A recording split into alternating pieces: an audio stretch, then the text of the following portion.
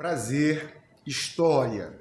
Nesse vídeo vamos falar um pouquinho sobre a implantação da legislação trabalhista no Brasil. Você deve ter assistido o vídeo em qual nós falamos sobre a crise de 1929. O Brasil quebrou, o Brasil faliu. As empresas brasileiras demitiram em massa os seus trabalhadores.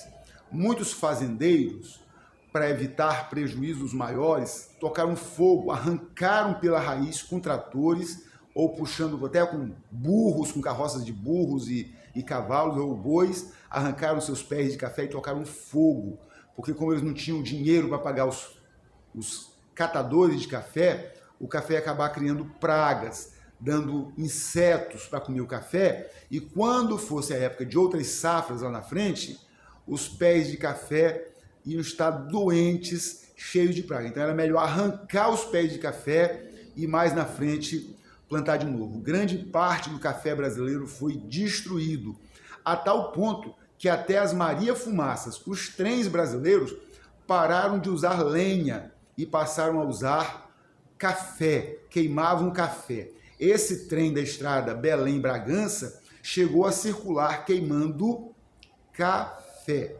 É daí que vem aquela brincadeirinha que muitos pais fazem com seus filhos quando crianças, café com pão, bolacha não, e imitando o movimento do trem com as mãos. Café com pão, bolacha não, porque os trens queimavam café ao invés de lenha. A situação no Brasil era terrível.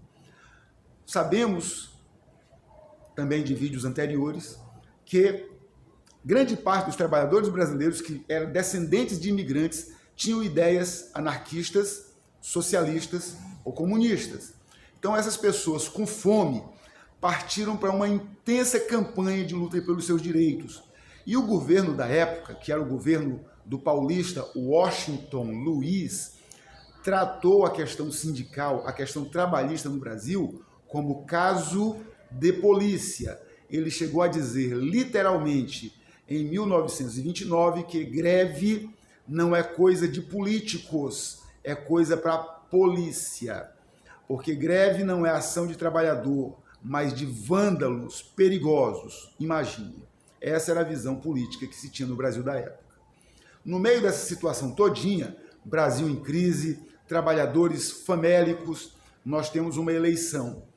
E o Washington Luiz consegue, por meio de muitas fraudes, eleger o seu sucessor, um sujeito chamado Júlio Prestes, um pequeno burguês, intelectual, é bem verdade, um homem muito bem formado, viajado, conhecia bem a Europa, mas completamente desligado dos problemas brasileiros. Ele tinha sido criado, tinha sido formado pessoal e politicamente numa redoma, como se ele estivesse em outro lugar do mundo, desligado do Brasil. E esse sujeito não pôde tomar posse, porque as pressões populares foram tão grandes que acabamos por ter uma revolução no Brasil. Em 1930, jovens militares de baixa e média patente, num movimento conhecido como tenentismo, foram liderados por um homem chamado Getúlio Vargas e tomaram o poder no Brasil, tomaram o poder à força.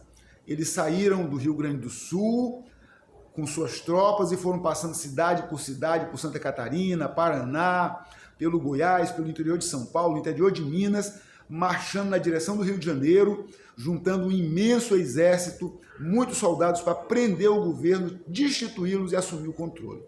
Ao mesmo tempo, do Nordeste veio uma outra coluna de jovens, também tenentes, que veio do Ceará, Pernambuco, Alagoas, Paraíba, Bahia, e chegaram ao Rio de Janeiro e destituíram o governo, tomaram o governo à força. Já que o governo tinha ganho a eleição por meio de fraudes, eles tiraram o governo à força. E aí começa uma era no Brasil chamada Era Vargas.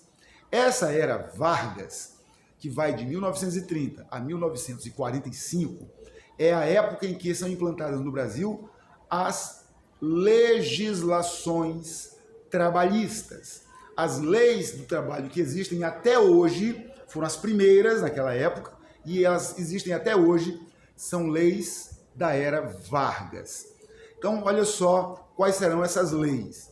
Principalmente, Ele cria a Justiça Federal do Trabalho, ele cria a CLT e regulamenta os sindicatos. São essas as 3 ações que Getúlio Vargas toma em relação ao trabalhador. Mas de onde ele vai tirar a inspiração, né, para tomar essas ações? Ele vai imitar a quem? Vai imitar as potências europeias. Nessa época, a Europa também estava enfrentando uma crise muito violenta. Assim como o Brasil e os Estados Unidos, a Europa estava numa crise ainda pior do que Estados Unidos e Brasil. Porque, simples, a Europa, a indústria europeia tinha acabado de se recuperar da destruição da Primeira Guerra Mundial. Ainda não tinha nem sequer reposto no caixa o dinheiro dos prejuízos da guerra. E aí já vem a crise de 29. Puxa vida, e o que acontece?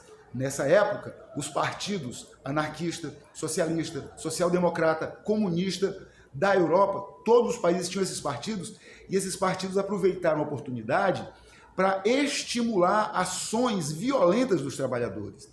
Até porque, antes mesmo que a Primeira Guerra Mundial acabasse, havia acontecido lá no leste europeu uma revolução socialista, a famosa Revolução Russa. E aí os comunistas da Revolução Russa mandavam dinheiro, davam força, inspiravam, eles eram um modelo, eles fizeram uma revolução. Então os trabalhadores do mundo inteiro imaginavam que também podiam fazer revoluções. O que vai acontecer nos países da Europa? Os governos europeus do Ocidente vão criar leis e vão estabelecer metodologias de governo para conter a revolução comunista nesses países. Quais serão os principais países em que isso vai acontecer? Na Alemanha, na Polônia e na Itália. Então é por isso que Getúlio Vargas vai se inspirar na Polônia para construir uma Constituição Brasil. Ele vai escrever uma Constituição Brasil inspirada na Constituição polonesa, que era uma Constituição que dava muitos poderes ao presidente e tirava poderes do parlamento, tirava poderes dos juízes, tirava poderes dos governadores de estado e dos prefeitos. Todos os poderes estavam centralizados na mão do presidente. Essa Constituição, você já estudou em História do Brasil, ficou conhecido como Constituição Polaca, porque era muito parecida com a Constituição polonesa.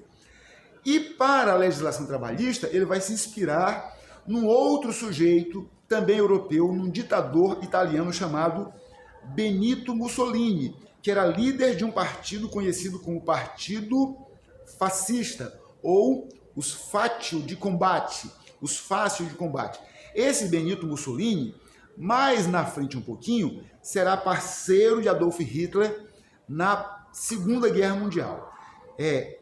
Hitler, Mussolini e mais o imperador Hirohito do Japão, que formam o chamado eixo, as potências do eixo, que vão desafiar o Ocidente na Segunda Guerra Mundial.